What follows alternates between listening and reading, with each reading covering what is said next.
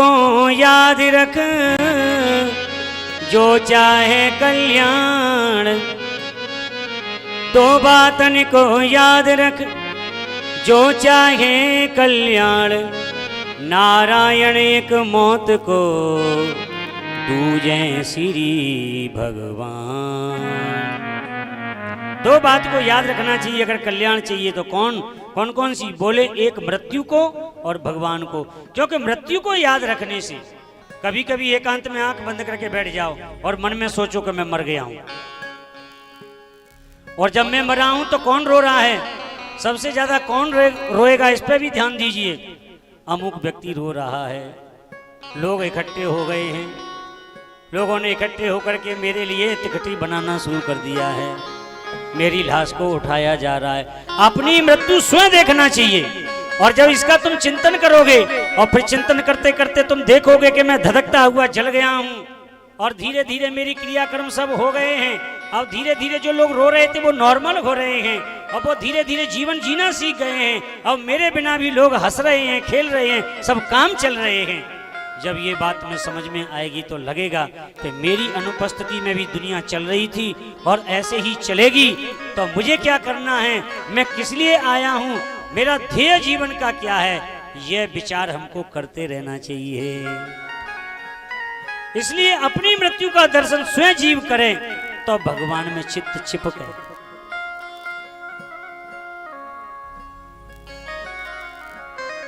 तस्माद् भारत सर्वात्मा, भगवान ईश्वरो हरिः।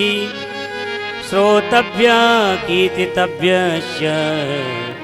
स्मर्तव्य चेच्छता भयम्।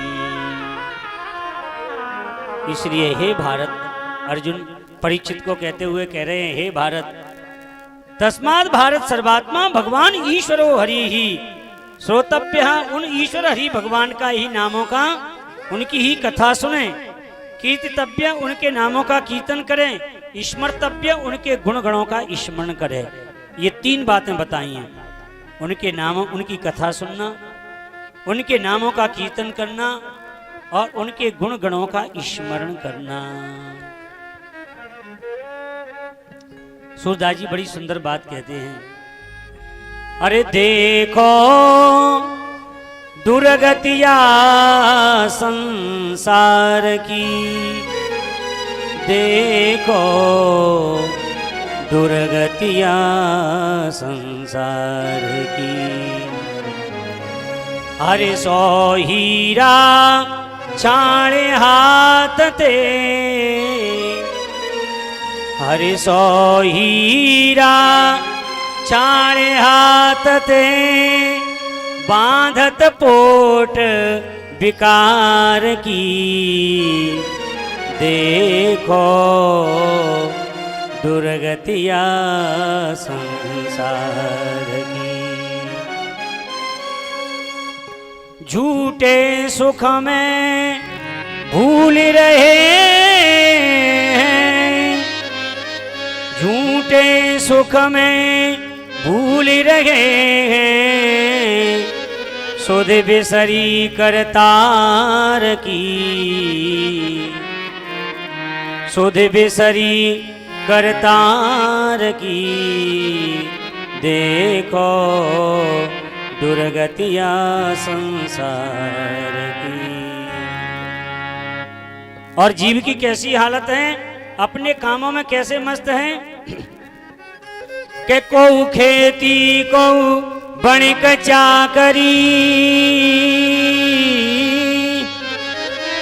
कोऊ खेती कोऊ बणिक चाकरी। कोऊ आशा हथियार की, कोऊ आशा हथियार की। अंधा धुंधी फिरत दसों दिशी।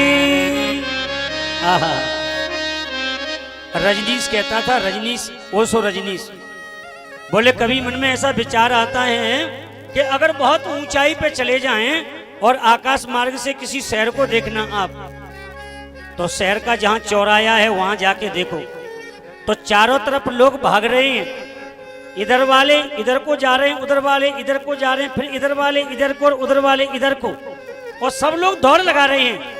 और इतनी जल्दी पड़ी है लोगों को जाने की, इतनी जल्दी पड़ी है लोगों को जाने की कि एक्सीडेंट हो जाता है। अरे एक्सीडेंट तो ये शरीर का हो जाए, वाहन का हो जाए तो कोई बात नहीं है। सही बात तो ये है कि मन रूपी आत्मा रूपी एक्सीडेंट भी रोज हो रहे हैं। कहने का मतलब है आत्मा की जो विस्मृति है यह भी तो एक एक्सीडेंट है। तो लगता है कि लोग पागलों की तरह कहां दौड़ रहे हैं, ये पुतले कहां जाना चाह रहे हैं, इनके मन में क्या भरा हुआ है जिसके लिए दौड़ लगा रहे हैं। तो केवल यही दिखेगा कि ये माया रूपी जो पुतले हैं, जो मानव की धागे से उड़ाए चलाए जा रहे हैं, सब दौड़ रहे हैं पागलों की तरह, माने पागलों की बस्ती है। और वही बात यहां पर कह रहे हैं कि अंधाधुंध फरत दिशों दिशी। अंधाधुंध का मतलब कोई लक्ष्य नहीं जीवन का, क्या करना है, क्या बनना है, क्या समझना है, कोई गंभीरता नहीं जीवन में, बस जीवन जिए जा रहे हैं। समझ में नहीं आ रहा कि जीवन जीने का मतलब क्या है। क्या वास्तव में धन कमाना ही जीवन का लक्ष्य है? बोले नहीं। और अगर धन भी कमा लिया जाए तो धन के द्वारा क्या केवल भोग करना ही जीवन का लक्ष्य है धन से? बोले नहीं। तो क्या भोगों के द्वारा इंद्रियों की तृप्ति करना है? बोले नहीं, क्योंकि इंद्रियां कभी तृप्ति नहीं हो सकती। तो इंद्रियों की तृप्ति नहीं हो सकती तो जीवन का मतलब क्या है? बोले जीवन का मतलब तो केवल भगवत प्राप्ति है। अंधाधुंध फिरत दसों दिशि, फूटी आँखी गवार की, नरक चलन को मार्ग चालत, हाँ नरक जान को मार्ग चालत, सुन सुन विप्र लवार की, देखो दुर्गतिया संसार की। नरक जान को मार्ग चालत, सुन सुन विप्र लवार की। अब मैंने मन में विचार किया कि सूरदास जी क्या कहना चाहते हैं। विप्र लवार, लवार कौन है? बोले लवार उसको कहते हैं जो भगवान की बात तो कम करे और बेकार की बात ज्यादा करे। अब आप यूट्यूब को खोल लीजिए आजकल और आपको मिल जाएंगे, प्रयोग करिए तिजोरी खाली नहीं होगी, बस एक बार कर लो। अब तुम खोल के जरूर देखेंगे कि ऐसा क्या प्रयोग है कि तिजोरी खाली नहीं हो, नोटों से भरी रहे। कभी भी रोग तुम्हारे सामने नहीं आएगा, ये काम कर लो। तो अब वक्ताओं ने भी अपनी अपनी दुकान चलाने के लिए, अरे शास्त्रों का कर्तव्य क्या है पता है? शास्त्र निवृत्ति के लिए कहते हैं, प्रवृत्ति के लिए नहीं। शास्त्र श्रेय का मार्ग दिखाते हैं, प्रिय का मार्ग नहीं। लेकिन अब ब्राह्मण लोग ही इस बात का प्रचार करें कि अमुक बेलपत्र भगवान से ऊपर ऐसे चढ़ाने से तुम्हारा ये काम हो जाएगा, ये काम करने से ये काम हो जाएगा, बादाम जमीन पे दबा दो, वहाँ ये काम कर दो, बस पढ़ाई चलने लग जाएगी, परीक्षा में पास हो जाओगे, काम धंधे चलने लग जाएंगे। अब भगवान की उपासना को केवल सकामता से जोड़ दिया जाएगा तो फिर क्या होगा? तो क्या कल्याण हो जाएगा? यही बात सूरदास जी कह रहे हैं कि नरक जान को मार्ग चालत, सुन सुन विप्र लवार की। वेद भी केवल इसीलिए आज्ञा करते हैं कि जीव का कल्याण हो, वह काम करना चाहिए।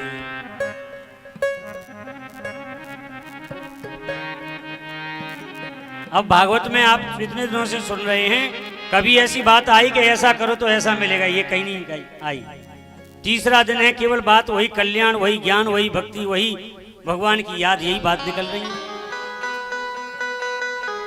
अब मैं कहने लग जाऊं इसमें कि नहीं साहब ऐसा नहीं, ऐसा करो, ऐसा फल मिलेगा, ऐसा करो, तो खूब भीड़ हो जाएगी। पंडित जी मेरे यहाँ कमरे पे पहुंचेंगे लोग, और अब नहीं कोई जा रहा, फिर कमरे पे जाएंगे। पंडित जी वो प्रयोग कैसे बताया था कि बेलपत्री पे राम राम लिख करके और फिर शंकर जी पे चढ़ा दो, तिल जा करके चढ़ा देना, और रात्रि के समय दीपक जला के बेलपत्र के नीचे रख देना, बस हो गया काम, व्यापार चलने लगेगा। ये बात थोड़ा जरा भूल गई, फिर सब लोग कमरे पे जाएंगे, लोग जुड़ जाएंगे। दुकानदारी कब चलती है? जब लोभ से अच्छा, जहां लोभ दिया जाएगा कपट जीत जाएगा। कपट की जीत कब हो जाती है? जब हम लोभ में फंस जाते हैं और लोभ में आए कि बस सर कलम, आप ठगे गए। और भागवत लोभ नहीं देती है, यथार्थ बात को कह रही है।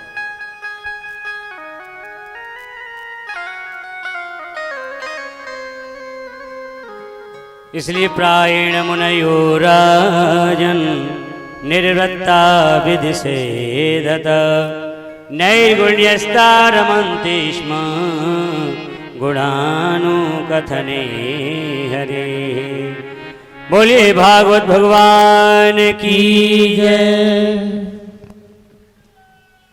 बोले कहा था कि 20 मिनट का रेस्ट लोगों को देना है बीच में, तो जिनको रेस्ट लेना हो वो रेस्ट के लिए चले जाइए और तब तक 20 मिनट में एक बढ़िया सा भजन गाए देते हैं। बोलिए बांके बिहारी लाल की। हो मेरे मन में समाई गई रे, मेरे मन में समाई गई रे,